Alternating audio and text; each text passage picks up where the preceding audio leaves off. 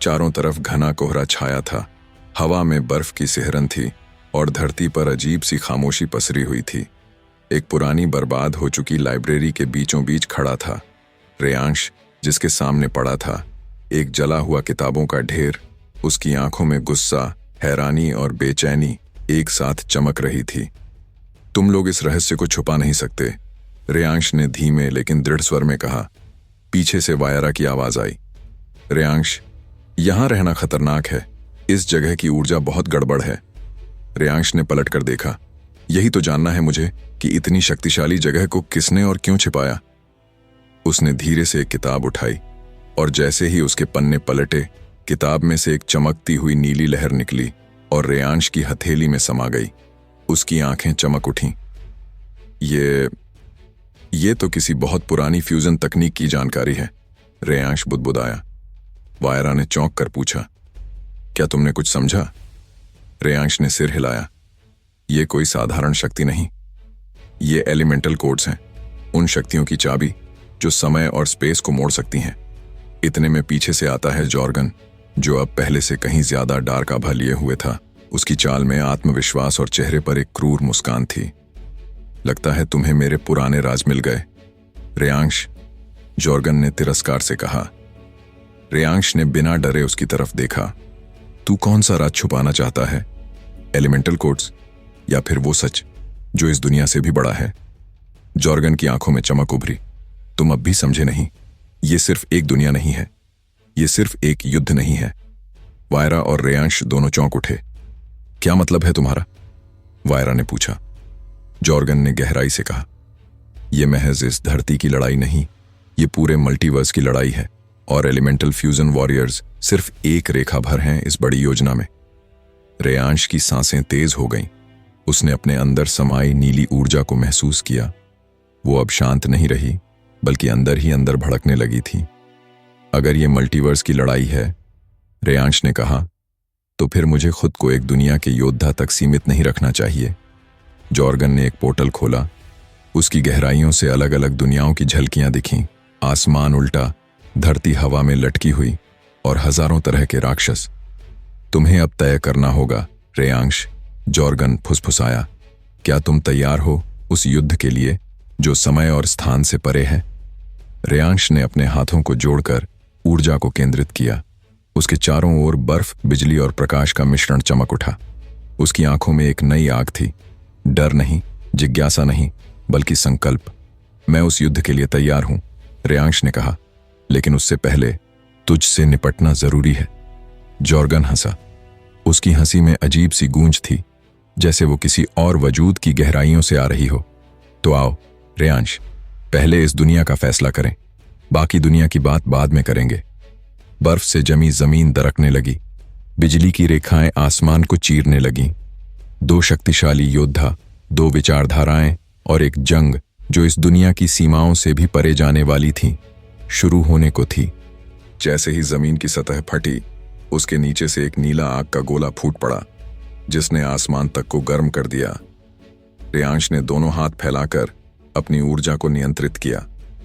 वो अब सिर्फ एक योद्धा नहीं, बल्कि एक फ्यूजन वॉरियर था, जिसकी शक्ति बढ़ती जा रही थी। जॉर्गन ने अपने चारों ओर डार्क एलिमेंटल्स को बुलाया, हवा में उड़ते छाया युक्त जीव, जिनकी आंखों में लाल चमक थी। रेयांश, जॉर्गन चिल्लाया, यह सिर्फ शुरुआत है। तुम जितना लड़ोगे उतना ही गहराई में डूबते जाओगे। रेयांश ने एक लहर में फायर आइज फ्यूजन छोड़ा, जिसने सामने खड़े 3 डार्क एलिमेंटल्स को सीधे जला और जमाकर टुकड़ों में तोड़ दिया। मैं डरता नहीं, रेयांश गरजा। मैं समझ चुका हूं कि मेरी ताकत सिर्फ ताकत नहीं, जवाबदेही है। वायरा ने एक मंत्र पढ़ते हुए अपनी पावर से चारों ओर प्रोटेक्शन शील्ड तैयार किया, ताकि बाहर की बुराई अंदर ना आ सके। जल्दी करो रेयांश, उसने चिल्लाकर कहा। अगर जॉर्गन की डार्क पोर्टल खुल गई तो बाकी दुनियाएं भी खतरे में आ जाएंगी। रेयांश ने अपनी हथेली में छुपे एलिमेंटल कोड्स को सक्रिय किया। नीली ऊर्जा अब सुनहरी हो रही थी, उसके साथ चिंगारियां और कंपन फैल रही थीं। ये क्या हो रहा है? रेयांश ने खुद से पूछा। तभी उसे अपने दिमाग में एक आवाज सुनाई दी। वो किसी और दुनिया से थी। रेयांश, अगर तुम तैयार हो तो अगली शक्ति तुम्हारी हो सकती है। उसकी आंखें पल भर को सफेद हो गईं और उसे एक दृश्य दिखा।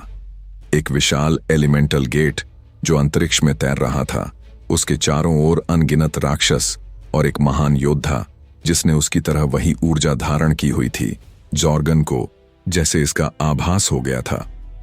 तो ये सब उस गेट की वजह से है, उसने गुस्से से कहा। तुम उस तक पहुंचने नहीं दोगे, रेयांश। जॉर्गन ने अपनी छाया शक्ति को केंद्रित किया और धरती पर एक विशाल छाया अजगर प्रकट किया। उसकी लंबाई 100 फीट से भी ज्यादा थी और उसकी आंखों से काली लपटें निकल रही थीं। रेयांश ने बिना समय गंवाए हवा में कूदते हुए एलिमेंटल ब्लेड फॉर्मेशन बनाया। हवा, बिजली और बर्फ को एक साथ मिलाकर एक तलवार जैसी शक्ति बनाई जो हवा को चीरती हुई नीचे आई और सीधे उस छाया अजगर के माथे पर जा लगी। एक बड़ा धमाका हुआ, धूल और चिंगारी हर तरफ फैल गई। लेकिन जब धूल छंटी तो वो अजगर अब और भी बड़ा हो गया था। उसने रेयांश के हमले से खुद को और मजबूत कर लिया था। ये शक्ति आत्मसात कर रहा है। वायरा चिल्लाई, उसे रोकना होगा वरना ये खुद को और ज्यादा शक्तिशाली बनाता जाएगा। रेयांश को अब समझ आया, ये शक्ति लड़ाई से नहीं बल्कि उस रहस्य से खत्म होगी जो जॉर्गन छिपा रहा था। उसने जॉर्गन की तरफ देखा और एक सवाल पूछा, सच बता जॉर्गन, तू असल में कौन है? जॉर्गन ने एक पल चुप रहकर कहा, तुम्हारा साया, तुम्हारी शक्ति का दूसरा रूप, और मैं यहां तुम्हें रोकने नहीं, तैयार करने आया हूं। रेयांश को जैसे बिजली का झटका लगा। क्या मतलब है तुम्हारा? जॉर्गन ने आंखें बंद की और कहा, हर फ्यूजन वॉरियर के भीतर एक डार्क वर्जन होता है। तुम्हें अगली शक्ति तभी मिलेगी जब तुम मुझे, यानी अपने ही अंधेरे को हराओगे। रेयांश ने अब आंखें बंद की और अपने अंदर उस अंधेरे को महसूस किया जो अब तक छिपा हुआ था। वो डर, वो गुस्सा, वो दर्द, सब एक साथ उसके अंदर से बाहर निकलने लगे। अगर मुझे तुझसे जीतना है तो पहले मुझे खुद से जीतना होगा। रेयांश बुदबुदाया। जमीन हिलने लगी, आसमान चटकने लगा और एक नई ऊर्जा की लहर पूरे मैदान में फैल गई। रेयांश की आंखें अब नीली और सुनहरी दोनों हो चुकी थीं।